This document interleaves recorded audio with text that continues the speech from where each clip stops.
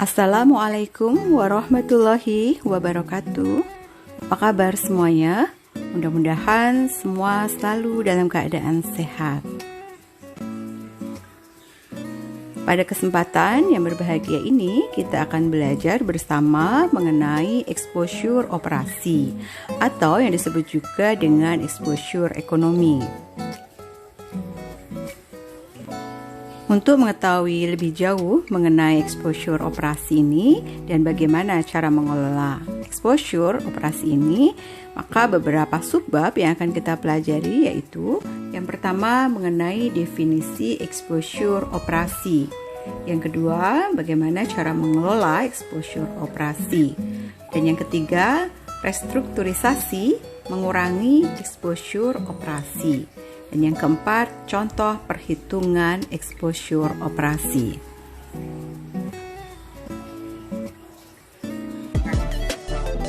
Nah, jadi exposure ini, exposure valuta asing ya, foreign exchange ini terjadi karena adanya fluktuasi atau ketidakpastian dari harga valutanya, bisa apresiasi, bisa depresiasi, gitu ya.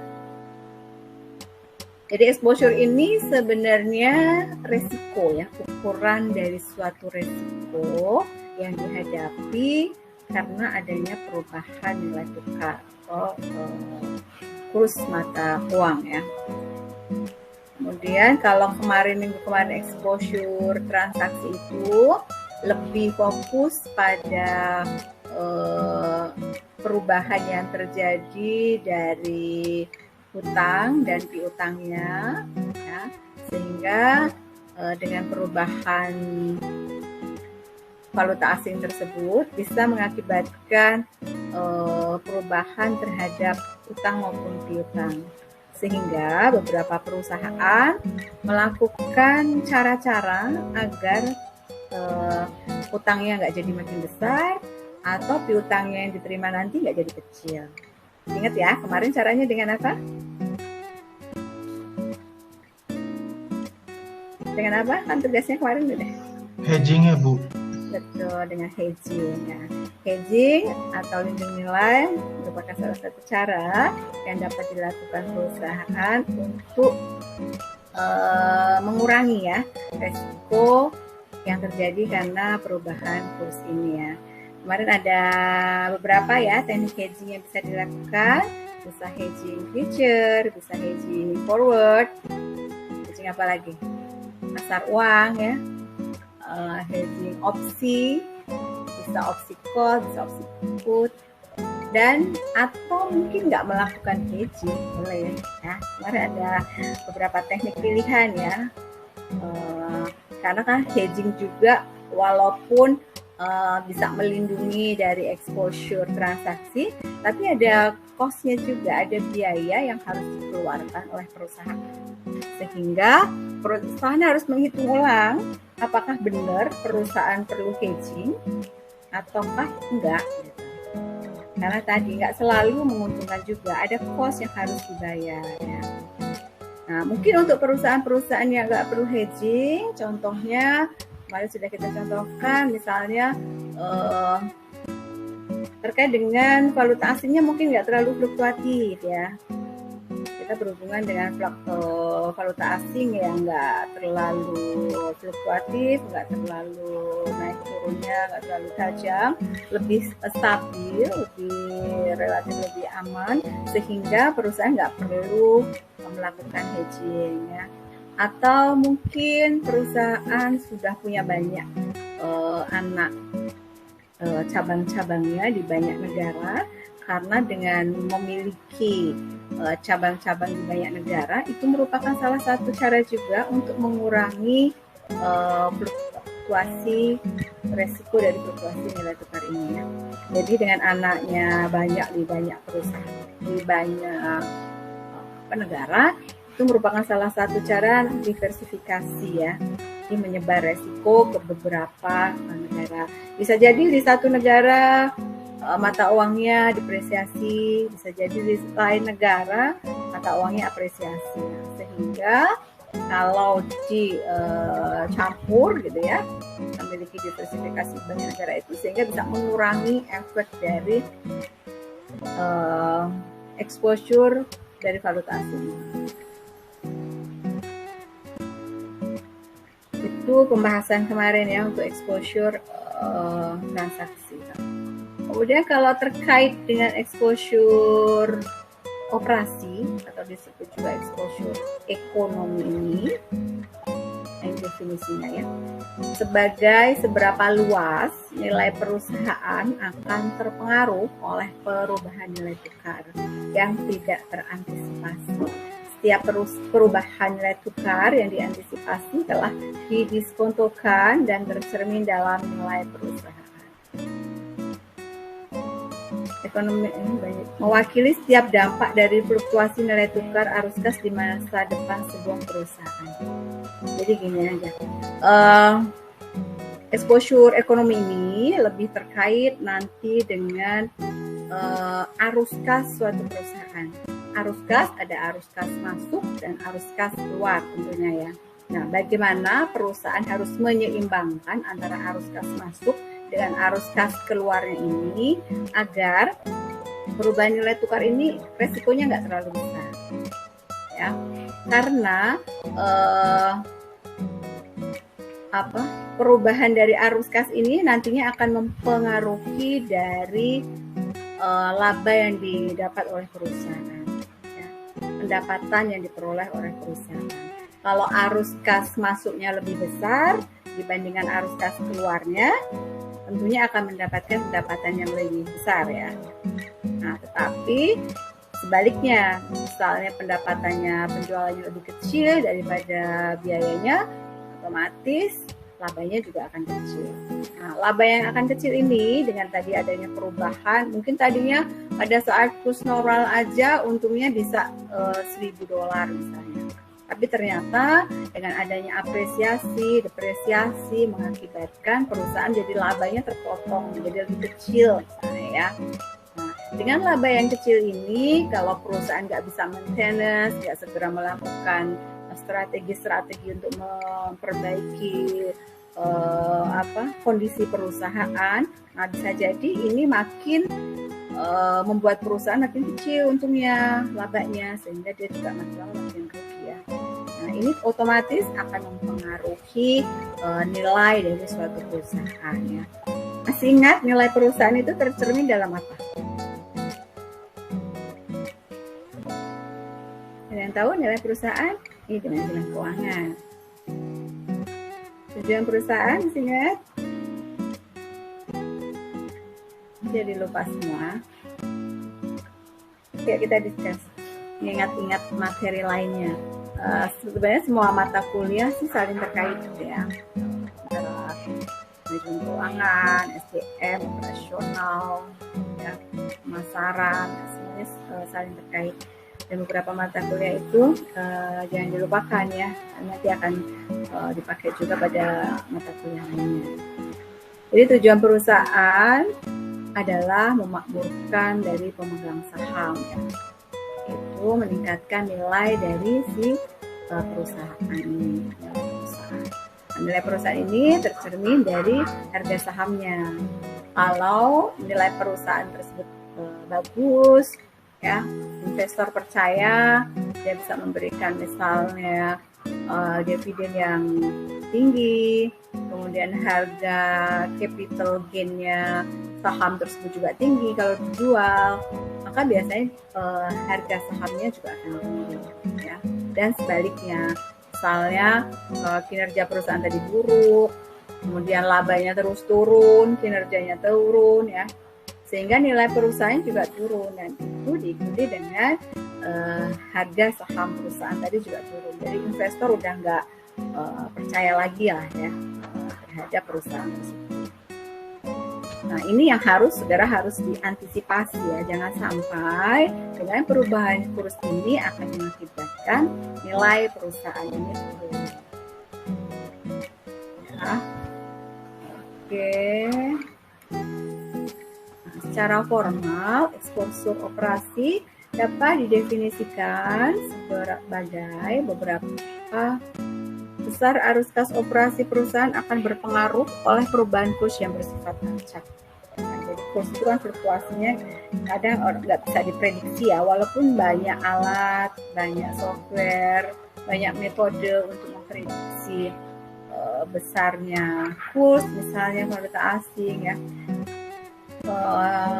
Tapi masih banyak faktor-faktor lainnya yang nggak bisa diprediksi ya, sehingga akan sangat sulit. Hingga bagaimana perusahaan mengatur strateginya agar perubahan kurs tadi tidak menimbulkan perubahan yang besar lah terhadap arus kas masuk dan keluarnya. Oke. Kemudian bagaimana mengelola exposure ekonomi? Pertama, perusahaan perlu menyeimbangkan kuantitas pendapatan yang sensitif terhadap fluktuasi nilai tukar dengan biaya yang sensitif terhadap fluktuasi nilai tukar. Tidak mampu mengisolasi perusahaan dari sorry ya, ini bukan PPTB jadi itu agak ribet, tapi Ibu paham maksudnya. Gini, cara mengelola exposure ekonomi itu bisa dilakukan salah satunya dengan menyeimbangkan antara pendapatan dengan pengeluarannya. Jadi dari sisi arus kas masuk harus diseimbangkan dengan arus kas keluarnya. Syukur-syukur arus kas masuknya lebih besar ya, sehingga pendapatannya juga akan lebih besar. Nah, ini semuanya nampak pada laporan keuangan. Biasanya dalam laporan laba rugi perusahaannya. Perusahaan dari situ kita bisa tahu posisi arus kas masuk, arus kas keluarnya, dan berapa laba atau rugi perusahaan tersebut. Jadi intinya harus bisa menyeimbangkan itu, posisi pendapatannya dan juga biaya-biayanya. Kemudian perusahaan dapat mengevaluasi proposal restrukturisasi operasi dengan cara membuat proyeksi semua item laporan laba rugi berbasis skenario nilai tukar. Jadi perusahaan selain tadi harus menyeimbangkan arus kas masuk, arus kas keluarnya, perusahaan bisa bikin semacam skenario alternatif apabila misalnya ada apresiasi atau ada depresiasi. Nah, nanti kita akan lebih mudah ini kita pahami dalam contoh kasus yang nanti diberikan ya. Jadi kita bikin alternatif kalau dolar naik misalnya jadi 17.000, bagaimana posisi laporan laba ruginya.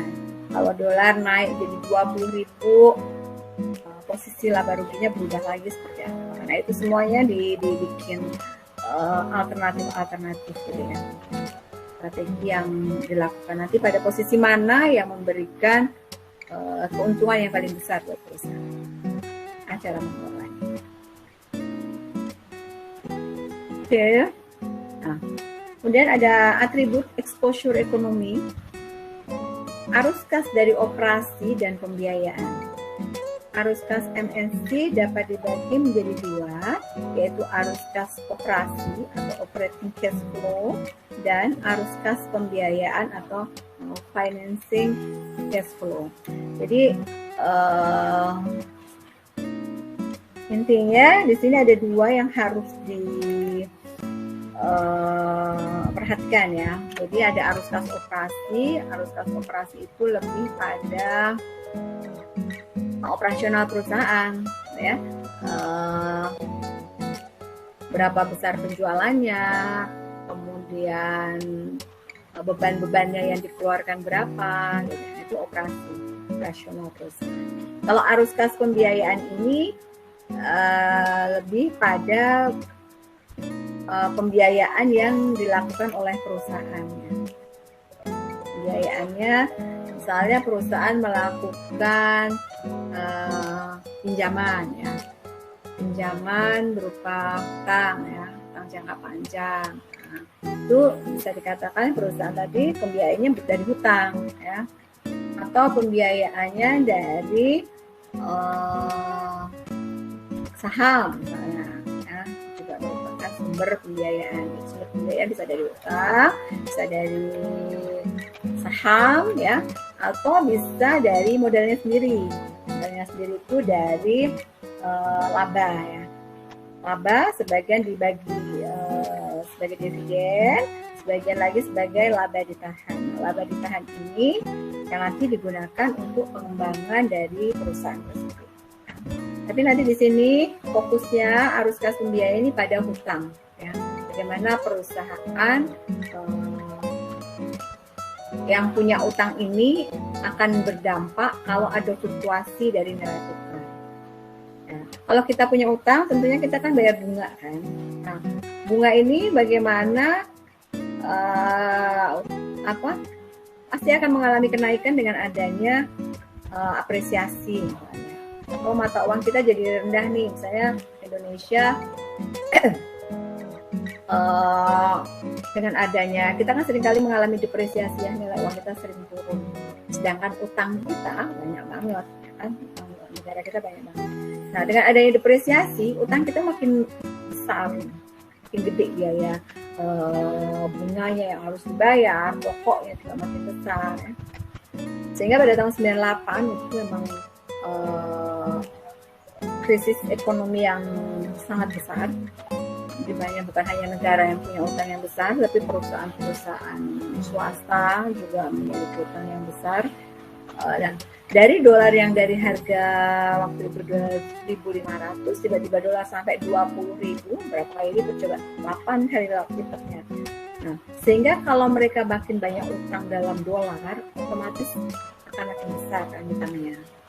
Ya, 8 kali lipat yang harus dibayar. Nah, itu akhirnya emang banyak perusahaan yang collapse, ya, banyak perusahaan yang tutup saat itu karena hutangnya semakin besar, dan aset-asetnya setelah dijual juga banyak yang nggak mencukupi, ya, untuk membayar utangnya tersebut, ya. Oke, jadi di atribut di exposure ekonomi ini atau operasi ada dua arus kas, yaitu arus kas dari operasinya sendiri dan arus kas dari pembiayaan.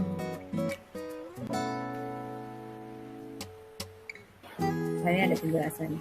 Arus cash flow adalah kas yang timbul dari kegiatan operasional perusahaan berkaitan dengan penerimaan. Nah, penerimaan itu dari penjualan, pengeluaran dari biaya-biaya, ya, pendapatan yang penerimaan, dan biaya-biaya. Kas inilah yang menggambarkan bagaimana perusahaan mendapatkan profit dan mengubahnya menjadi kas. Sedangkan financing cash flow adalah kas yang berasal dari kegiatan hutang pihak lain. Financing cash flow ini dikatakan positif jika menerima hutang dan negatif jika membayar hutang.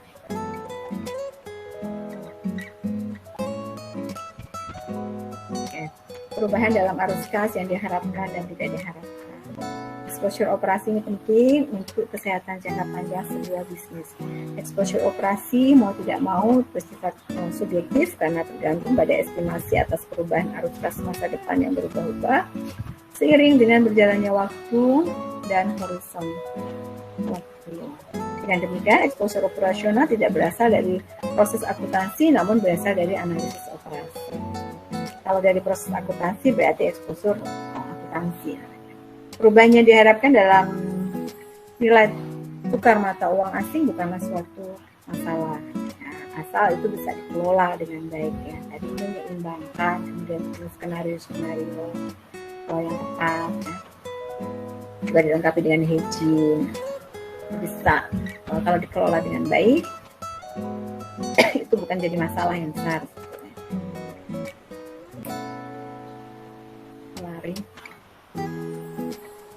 Oke, dari sudut pandang investor, hanya perubahan nilai tukar yang tidak terduga atau pasar valuta asing yang tidak efisien yang akan menyebabkan nilai pasar berubah. Nah, ini merupakan tanggung jawab manajemen ya. Perencanaan untuk exposure operasi adalah tanggung jawab manajemen karena berkaitan dengan interaksi strategi di bidang keuangan, pemasaran, produksi. Ya. Nah, jadi exposure ini tentunya tanggung jawab dari manajemen. Bagaimana si manajer ini harus bisa mengurangi dampak resiko yang diakibatkan karena perubahan nilai tukar. Bisa dilihat dari sisi keuangannya, ya. Kemudian dari pemasarannya, apa yang harus dilakukan untuk mengurangi dampaknya. Kemudian dari sisi produksinya, ya. Nah, kita akan bahas semua nanti dalam contoh kasus. Mengukur dampak dari exposure ekonomi ini, ya, ini bisa beberapa lihat dari jangka waktunya, dari jangka pendek. Kalau jangka pendek, otomatis kurang dari setahun ya. Jadi anggaran operasionalnya biasanya kurang dari 1 tahun. Ya. Laba atau rugi dari adanya perubahan kurs ini agak sulit kalau diantisipasi dalam jangka pendek ya. Ya biasanya sifatnya jangka menengah atau jangka panjang bisa dikelola. Kalau jangka pendek biasanya kan perusahaan sudah bikin komitmen, sudah ada kesepakatan dengan perusahaan koleganya, sehingga hal itu nggak bisa langsung dirubah. Misalnya perusahaan melakukan penjualan atau ekspor ya sebanyak misalnya 1 juta unit. Nah, tiba-tiba ternyata ada apresiasi nih harga mata uangnya, dolarnya atau rupiahnya jadi menurun. Kan perusahaan itu nggak mungkin bisa langsung merubah jumlah unit yang sudah dijualnya ya. Dan juga harganya pastinya kan sudah ditentukan di awal, sehingga kalau jangka pendek hal ini agak sulit untuk diantisipasi gitu ya, nggak bisa dilakukan perubahan dengan cepat gitu ya. Yang ada biasanya ya sudah menerima apa adanya terhadap perubahan kurs tersebut. Dan jangka pendek perusahaan mungkin tidak mampu menyesuaikan harga dan biaya ya, untuk mencerminkan berbagai realitas kompetitif baru yang disebabkan oleh perubahan nilai tukar. Ya, itu karena tadi kesepakatannya biasanya dari awal kan dibikin, dan itu nggak mungkin begitu aja dirubah dengan gampang ya kan, sehingga ya perusahaan harus menikmati saja akibatnya atau resiko yang ditimbulkan. Kemudian kalau jangka menengah, kasus equilibrium.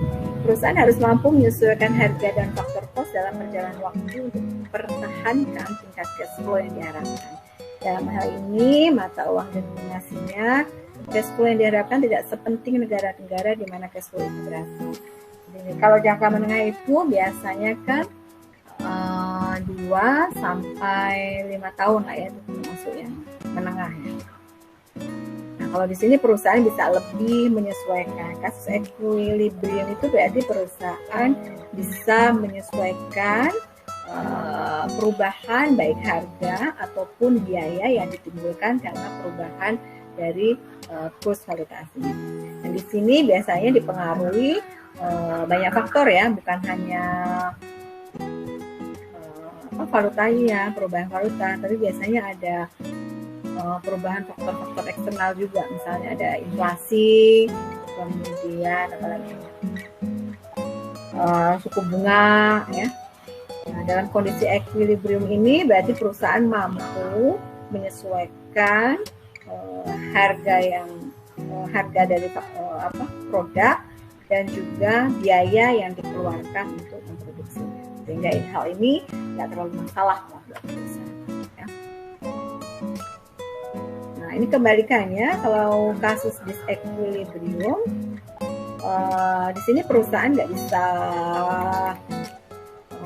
nggak bisa menyesuaikan ya, sehingga perusahaan mengalami kerugian. Bisa biasanya perusahaan nggak mampu menyesuaikan perubahan-perubahan yang terjadi, sehingga perusahaan tetap mengalami kerugian yang terus-menerus, ya. Sehingga labanya makin turun terus, sehingga perusahaannya juga makin anjlok.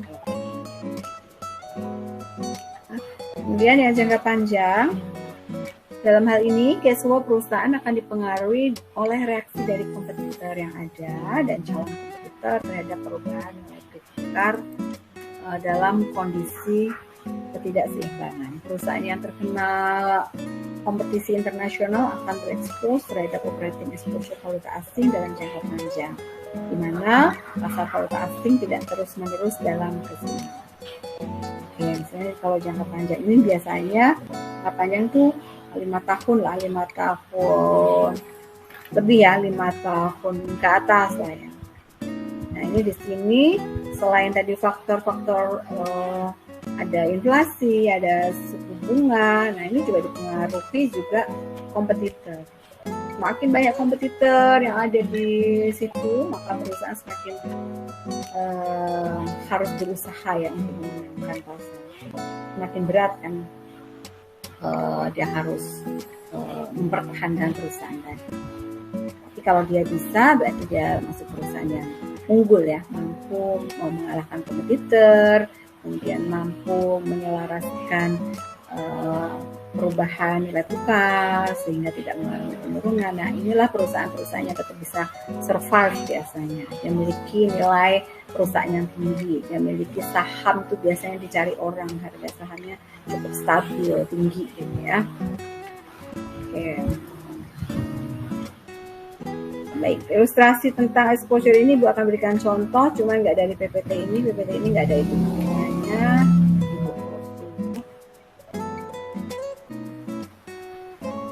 Ini hasil jepretan dari HP, kemudian tadi dikirim ke WA, ternyata sih cuma urutannya nggak rapi. Jadi gini, nah ini contohnya ya.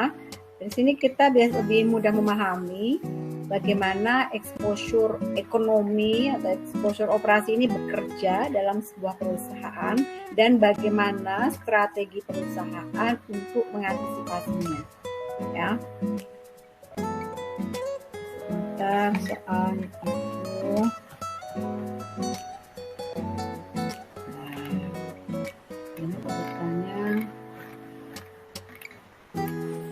Ini dari sini kita runtut dulu ya.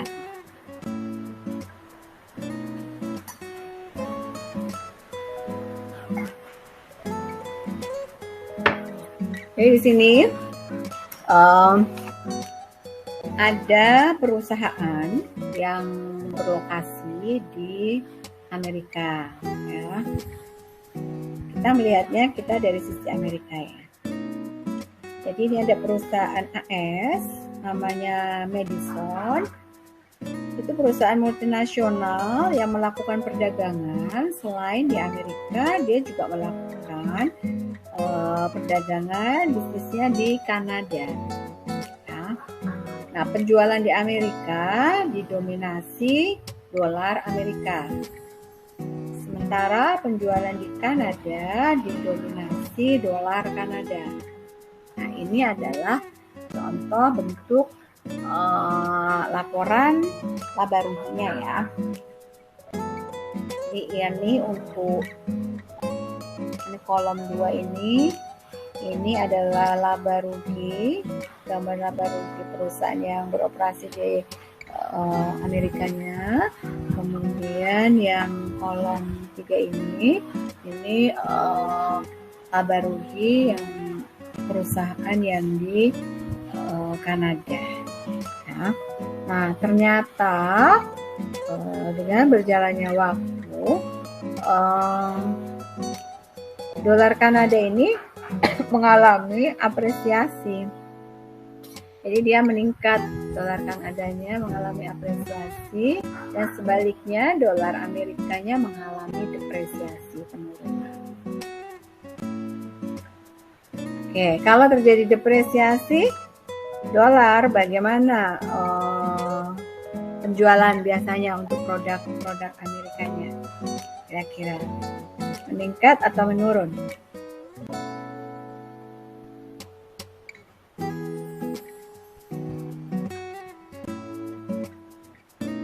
Ya, kayaknya pernah Ibu berikan tugas ya mengenai hal ini yang mempengaruhi kurs gitu waktu itu ya.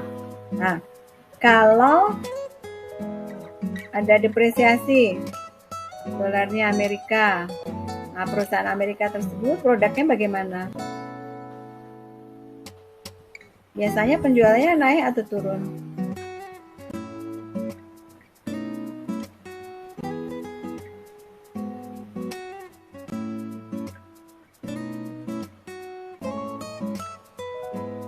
Kan dengan adanya depresiasi otomatis nilai uangnya turun.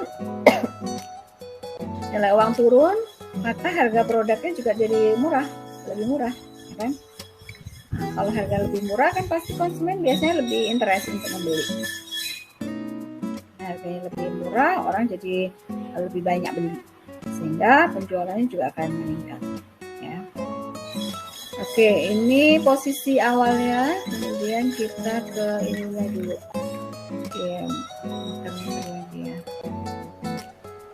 Oke, ini posisi beberapa skenario bila dolar Kanadanya meningkat. Kira-kira dolar Kanada akan meningkat mengalami apresiasi menjadi 0,75, kemudian 0,80 dan 0,85. Ini beberapa alternatif ya, kira ini akan terjadi.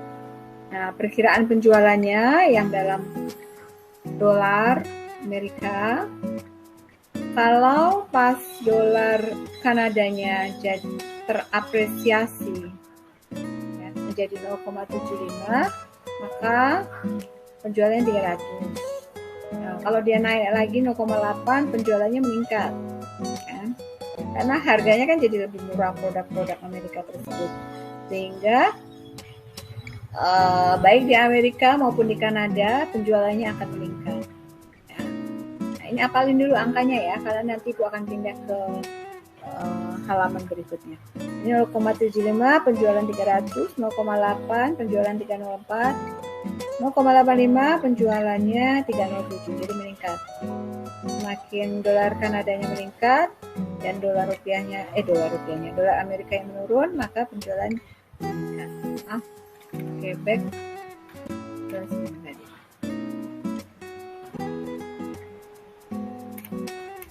Baik, kita lihat di pasar Amerika dulu. Pasar Amerika penjualannya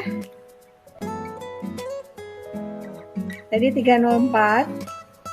Ini dalam juta ya, dalam juta. Ini 304 penjualannya. Harga pokok penjualannya 50. Sehingga laba kotor itu penjualan dikurangi harga pokok. Laba kotor 254. Kemudian ada beban-beban operasi. Beban operasi ada biaya tetap tentunya biaya yang jumlahnya tetap ya dalam skala tertentu. Kemudian ada biaya tetapnya 30, biaya variabelnya sekian 30,72, sehingga total biayanya adalah 60,72. Nah, kemudian dari sini kita bisa lihat laba sebelum bunga dan pajak atau EBIT, earning before interest and tax, sebesar 193,28. Beban bunganya 3 juta. Jadi perusahaan memiliki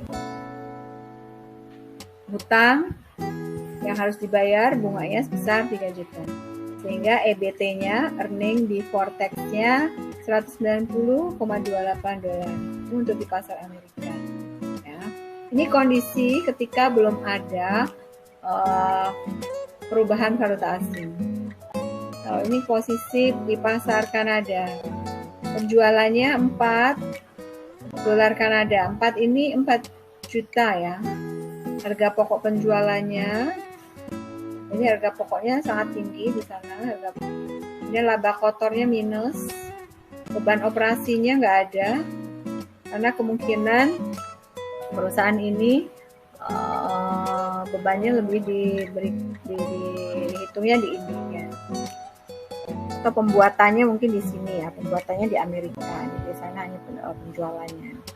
Kemudian laba sebelum bunganya, EBIT-nya minus 196, beban bunga. Jadi perusahaan Madison ini dia juga punya utang dari pasar di Kanada, dan dia harus bayar tiap beban bunganya 10 dolar Kanada, sehingga EBIT-nya negatif minus 206.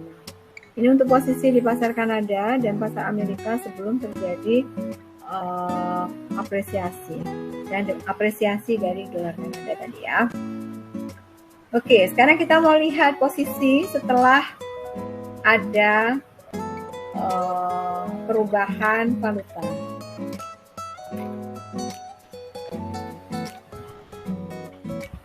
Pusing ya, ngebolak-balik.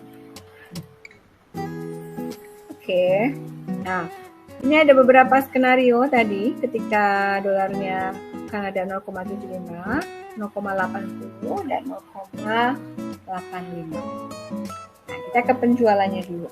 Ini penjualan untuk AS dari ketahui ya tadi ya, dari soal ada di posisi 300, 304, dan 307. Kemudian di Kanada tadi kan penjualannya 4 ya, 4 dolar Kanada. Kemudian kita harus bikin dia dalam dolar. Kita rubah dia dalam dolar. Nah, kita kalikan kursnya 0,75 kali 4.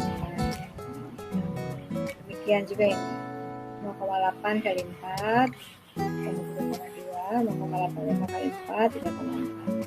Sehingga totalnya kita bisa lihat penjualannya 303, 307, 310.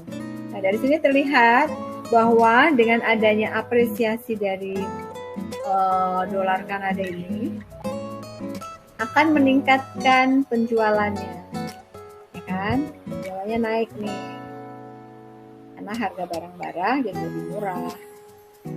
Yaitu dilihat dari penjualannya. Kemudian kita lihat dari harga pokok penjualan. Harga pokok penjualannya nggak berubah ya untuk di Amerika, pasar Amerika, karena dia nggak terpengaruh dengan adanya apresiasi dolar Kanada, sehingga dia tetap 50. Ya.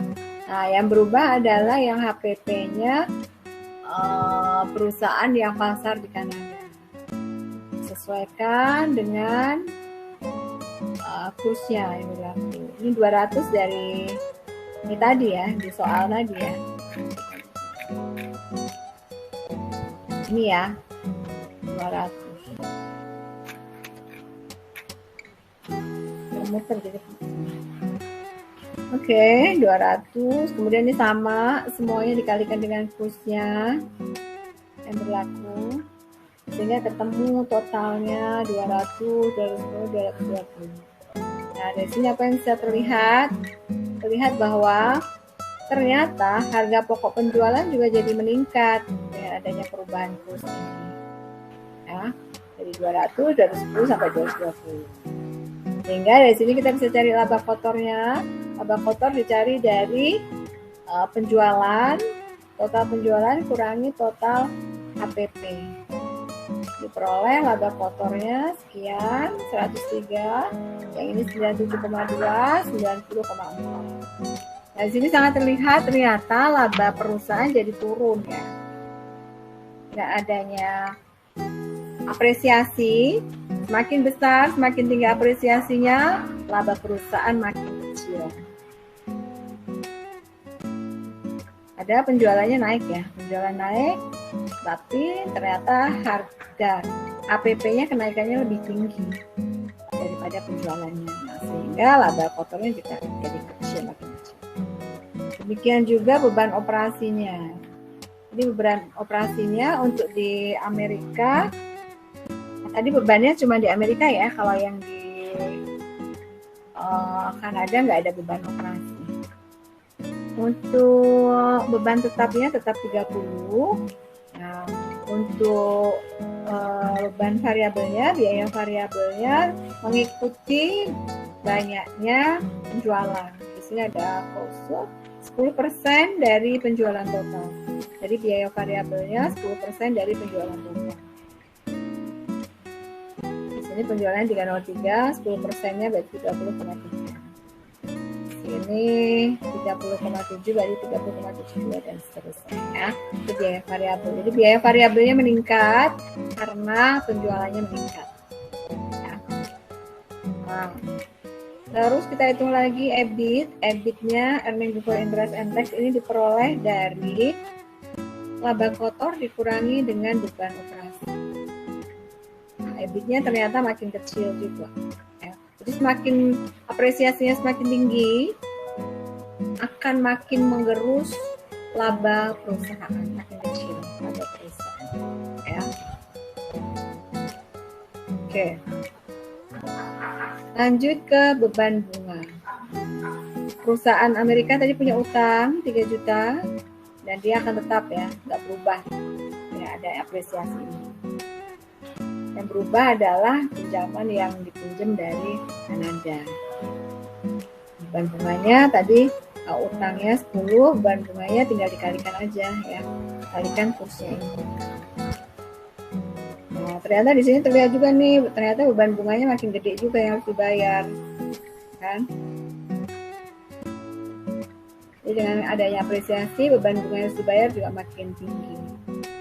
Sehingga di akhir kita bisa cari labanya sebelum pajak, earning before tax-nya.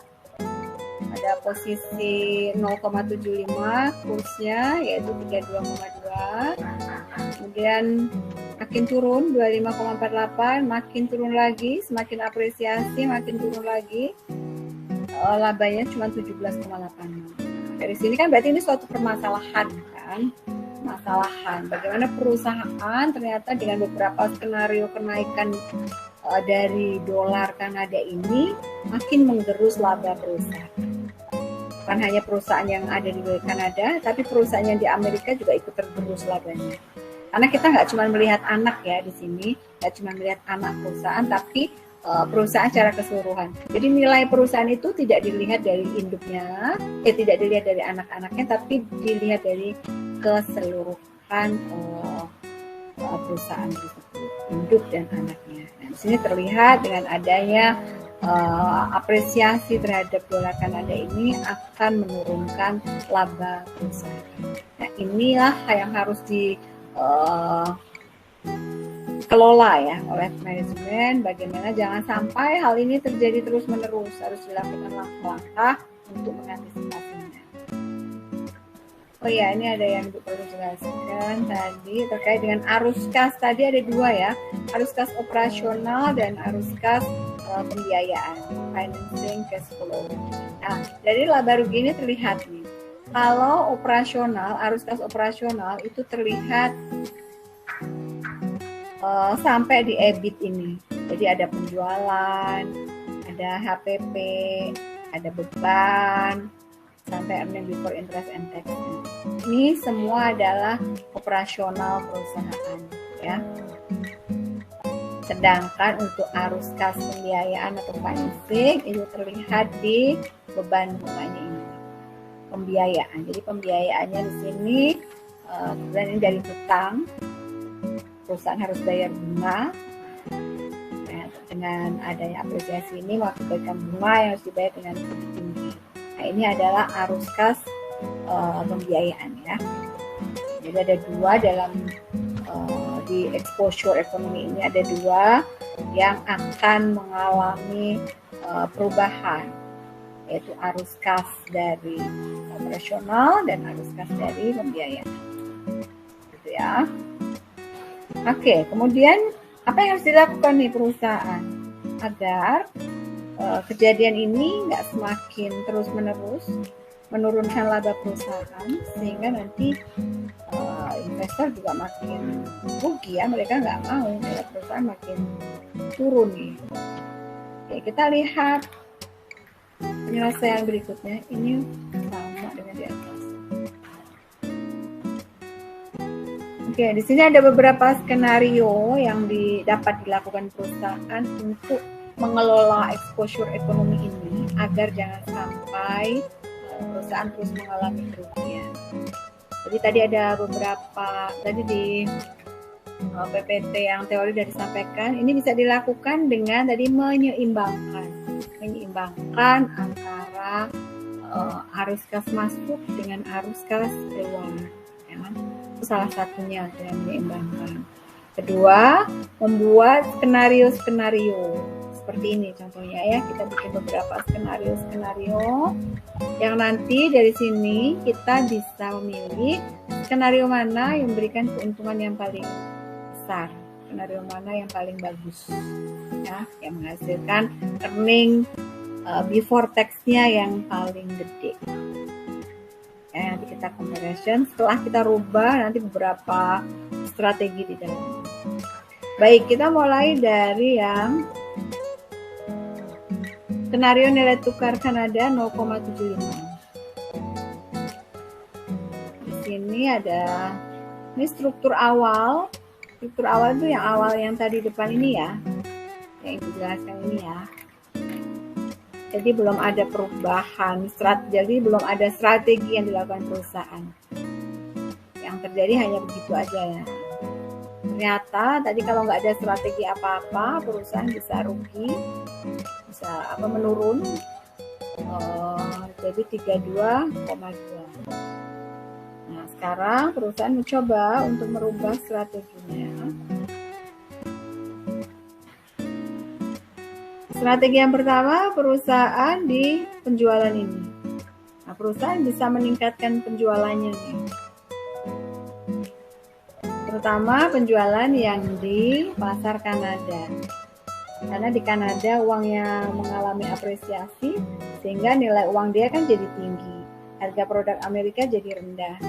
Sehingga mereka menganggap barang-barangnya yang dijual ya Amerika ini jadi murah. Sehingga mereka bisa beli lebih banyak lagi.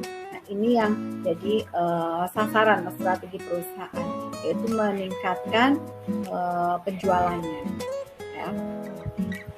Penjualannya ditingkatkan dari yang tadinya 4 ya, ditingkatkan jadi 20. Katanya 16 dolar Kanada. Nah, ini harus dikalikan dengan didolarkan. Sehingga yang dari 3 jadi 15. Oke. Di sini total penjualannya meningkat ya, jadi 15. Terus itu dari sisi penjualannya, yaitu meningkatkan penjualan di pasar Kanada. Nah demikian juga untuk yang strategi kesini sama ya, semuanya dinaikkan penjualan, cuman dengan kurs yang berbeda. Penjualannya sama sih, jumlah ininya 20, cuman hasilnya beda karena kursnya beda ya.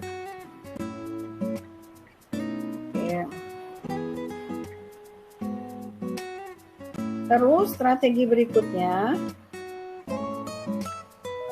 perusahaan bisa menurunkan harga pokok penjualannya. Ya, karena ini merupakan beban juga kan. Nah, sehingga meningkatkan penjualan harus diiringi dengan penurunan bebannya. Terutama beban-beban yang terkait dengan dolar, pembayaran dalam dolar Kanada. Misal di sini bebannya yang tadinya 200 dolar, misalnya ini untuk pembelian bahan baku ya. Jadi bahan bakunya yang diperlukan tadinya 200. Nah, perusahaan mencoba untuk merubah strateginya. Jadi bahan bakunya bukan beli di Kanada, tapi bahan bakunya dirubah lebih banyak belinya di Amerika, produknya dia sendiri dari negaranya sendiri. Sehingga di sini dari yang 200 turun menjadi 100 ya. Kemudian diteruskan ke dolar. Nah, akibatnya karena belinya di Kanada diturunin, akibatnya penggunaan produk bahan baku di Amerika meningkat. Yang tadinya 50 menjadi naik menjadi berapa nih? 140, jadi naik 90 dolar Amerika. Nah, strategi kedua yaitu lebih banyak menggunakan produk bahan baku dalam negeri. Demikian juga ke sini sama ya. Tinggal disesuaikan dengan kursnya. Oke, akhirnya di sini dapat laba kotornya 103 dan 100 kalau pakai strategi yang baru. Kemudian dari beban operasi ini beban tetapnya meningkat dari 30 jadi 32 di Amerika. Tadi beban operasi cuma ada di Amerika ya. Bebannya meningkat dari 30 jadi 32. Nah, disampaikan di sini 2 jutanya ini peningkatan yaitu untuk biaya pemasaran. Jadi kalau di Kanada tadi kan meningkatkan penjualannya cukup signifikan tuh. Dari 4 menjadi 20 juta. Dari 4 juta jadi 20 juta. Nah, tentunya dengan peningkatan penjualan ini harus diiringi juga dengan promosi iklan gitu kan, pengenalan produk pada konsumen. Itu semuanya kan tentunya perlu biaya, dana. Iklannya, bayar iklan, semua masuk ke biaya tetap. Sehingga biaya tetapnya di sini meningkat nih. Jadi peningkatan 2 juta ini lebih pada biaya pemasaran. Ke sini ya sama. Tinggal disesuaikan. Oke, nah dari sini kemudian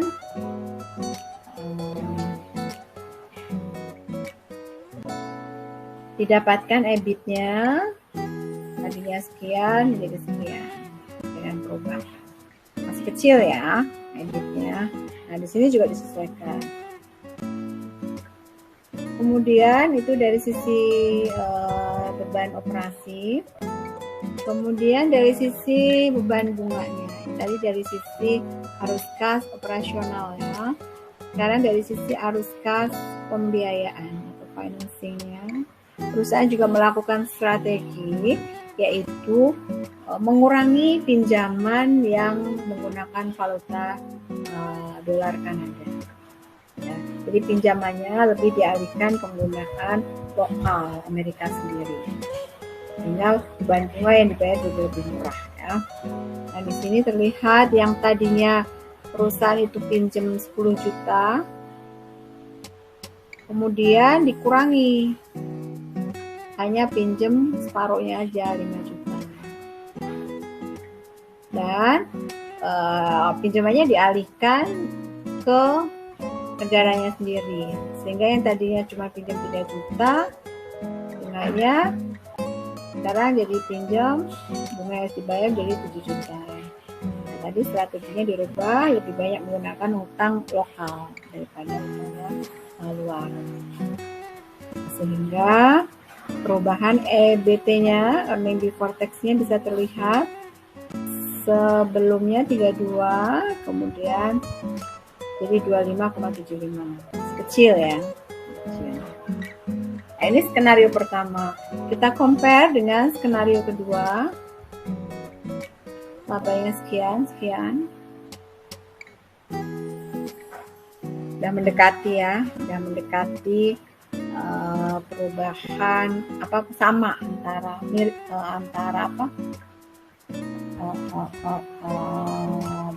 arus kas masuk dan arus kas keluarnya. Nah, kemudian di skenario ketiga nih baru mulai terlihat perusahaan dengan strategi ini mendapatkan keuntungan. Skenario ketiga tadi dengan nilai dolar Kanada 0,85. Di sini terlihat EBT-nya kalau tanpa skenario dia 17,86. Ternyata Dengan beberapa strategi yang dilakukan tadi, justru perusahaan mampu meningkatkan EBT-nya, labanya menjadi 23,35. Nah, jadi justru makin naik ya.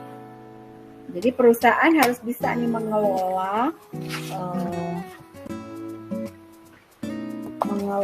exposure operasinya ini dengan beberapa strategi tadi, dengan beberapa skenario, sehingga dari sini kita bisa melihat ternyata dari skenario ketiga ini perusahaan baru bisa dikatakan mampu mengelola resiko operasional ini dengan baik ya. Tadi dari sisi penjualannya ditingkatkan yang di Kanada, kemudian dari strategi berikutnya mengurangi penggunaan bahan baku asing ya, bahan bakunya lebih digunakan bahan baku lokal. Selain itu juga pastinya akan menguntungkan produk lokal juga ya, produk-produk lokal, pengusaha-pengusaha lokal yang digunakan bahan bakunya juga jadi meningkat. Dan itu nggak ada hitungan di sini, hitungan lainnya, efek lainnya yang ditimbulkan. Kemudian beban operasinya juga dipindah. Beban operasinya tadi meningkat ya karena adanya iklan deh. Harus dilakukan iklan yang cukup masif ya, intens, karena ini cukup tinggi kenaikan penjualan yang diharapkan. 3 kali lipat ya penjualan.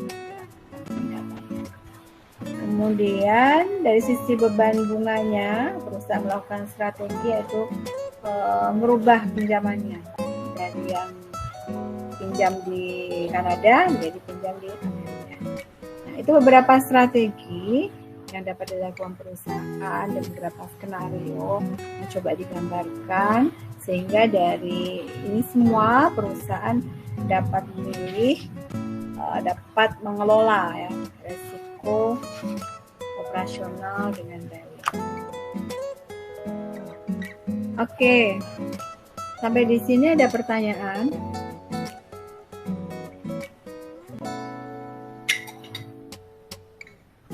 Semoga masih menyimak, nggak ketiduran.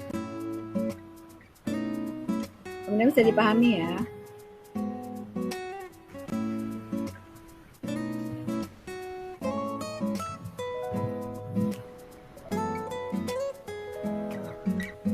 Ibu, Maria mau nanya Bu.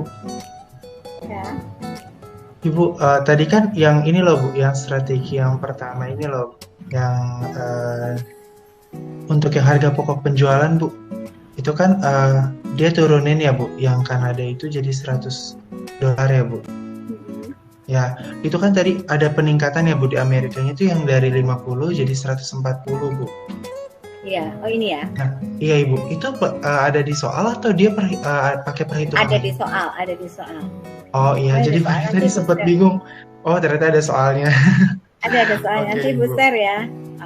Iya. Berikut hitung-hitungannya baca-baca lagi. Jadi kan tadi perubahan penggunaan bahan baku kan dikurangi tuh, yang penggunaan di sana, beli di Kanada, sehingga dialihkan di Amerika, nah otomatis dia meningkat. Oh iya Ibu.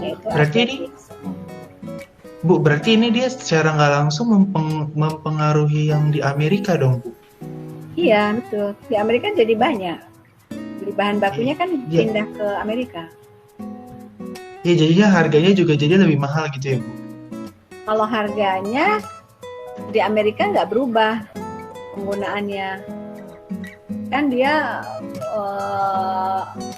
yang mengalami apresiasi kan di Kanadanya. Sehingga kalau untuk di Amerika sendiri harganya tetap lah, yang berubah karena jumlah kuantitinya jadi lebih banyak, otomatis jadi harganya juga jadi makin besar.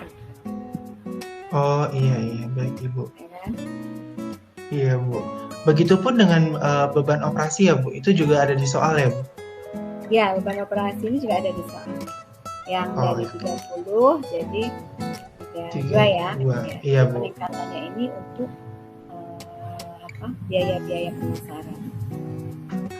Kalau Oke yang deh. variabel ini udah ada ini ya 10% dari penjualan. Berarti biaya variabelnya 10% dari ini. Oh, 10% dari yang hasilnya itu ya, Bu? 10% Oke. dari penjualannya ya. Iya, iya, Bu. Oke deh, Bu. Makasih, Bu. Oke. Ada lagi pertanyaan? Nanti Bu berikan contoh. Soalnya bisa berlatihan ya. Sama kayak kemarin lalu Ibu bedain angkanya. Ibu mau tanya, Bu. Ya. Kan ini kita ngeliatnya sisi perusahaan Amerika ya, Bu. Itu Amerikanya itu yang terdepresiasi. Nah, kalau misalnya Amerikanya itu yang terapresiasi, berarti kita nggak usah ngitung lagi gitu, Bu, strateginya. Atau gimana, Bu? Kalau dihitung lagi ulang, disesuaikan juga. Oh, disesuaikan. Kalau apresiasi berarti apa yang terjadi kalau apresiasi? Kalau terjadi apresiasi, mata uang Amerika yang jadi lebih mahal. Baik. Mahal. Kalau lebih mahal berarti mempengaruhi kemananya? Penjualannya? Iya, penjualan jadi kecil, turun. Oh iya. Ya kan? Jadi harus dirubah juga. Kemudian kalau turun berarti kan penjualan jadi lebih kecil. Nah, kemudian penggunaan bahan pokoknya juga kalau beli di Amerika jadi lebih mahal. Bisa jadi beli di Kanada lebih murah. Ya nggak? Jadi otomatis mungkin beli di Kanada aja deh lebih murah gitu kan. Jadi lebih digedein di sana. Beban operasinya jadi gitu. Kalau beban operasinya pasti jadi naik ya. Tadi beban operasi kebetulan di Amerika semua, sehingga kalau terjadi apresiasi lebih tinggi semua, lebih beban-bebannya makin gede semua di sini. Beban bunganya juga begitu. Beban bunganya berarti beban bunga di Amerika jadi lebih tinggi. Mungkin perusahaan ini akan lebih banyak minjemnya ke Kanada, sehingga uang lebih banyak lari ke luar ya. Ini makin berat, lebih berat sebenarnya kalau terjadi penguatan justru ya, apresiasi. Jadi disesuaikan dengan kondisinya ya, kondisi apresiasi, depresiasinya gitu ya. Sebenarnya kalian bisa baca yang buku Ibu nggak kurang lengkap. Ini Ibu pakai referensi yang Jeff Madura, itu lengkap banget. Cuma nggak ngerti PDF-nya ada atau tidak ya. Jadi dia sangat rinci ngejelasinnya kan. Kalau depresiasi kayak apa, kalau